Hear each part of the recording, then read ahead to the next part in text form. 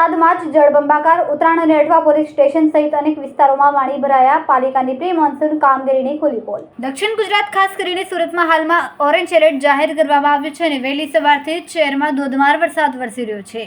આ પ્રથમ વરસાદે સુરત મહાનગરપાલિકાની પ્રી મોન્સૂન કામગીરીની પોલ ખોલી નાખી છે.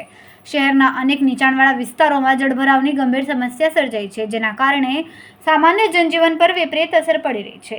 પોલીસ સ્ટેશનો અને સરકારી કચેરીઓ પણ પાણીમાં ગરકાવ.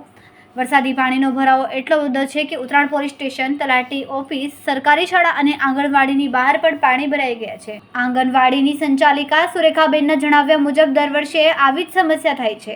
અમે પાલિકાના કર્મચારીઓને ફરિયાદ કરીએ છીએ અને તેઓ અહીં આવીને કામ કરીને જતા હોય છે, પરંતુ થોડાક સમય બાદ ફરીથી જ્યારે વરસાદ થાય ત્યારે પરિસ્થિતિ ઉદ્ભવે છે.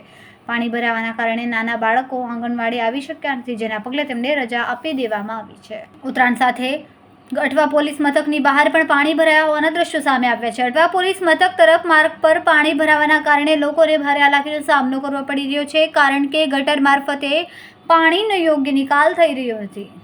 આ પરિસ્થિતિ સ્પષ્ટપણે દર્શાવે છે કે ચોમાસાના પહેલા કામોમાં ક્યાંય ઉણપ રહી ગઈ છે. પાલિકા દ્વારા પ્રી મોન્સૂન કામગીરીને દાવા કરવામાં આવ્યા, પરંતુ પ્રથમ વરસાદમાં સર્જાયેલી જળબંબાકારની સ્થિતિએ આ દાવાઓને પોકળ સાબિત કર્યા છે.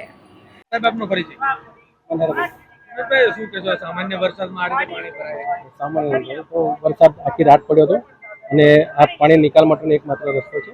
અને જ્યારે સમગ્ર વિસ્તારમાંથી પાણી આવતું હોય ત્યારે સ્વાભાવિક છે કે લાઈનનું પોતે ફૂલ કેપેસિટીમાં જતું હોય ત્યારે નીચાણવાળા વિસ્તારમાં સ્વાભાવિક છે થોડું પાણી ભરાય, અને એના માટે અત્યારે અમે તાકીદ કરી અને મશીનરી લાવી અને કામગીરી કરી રહ્યા છીએ.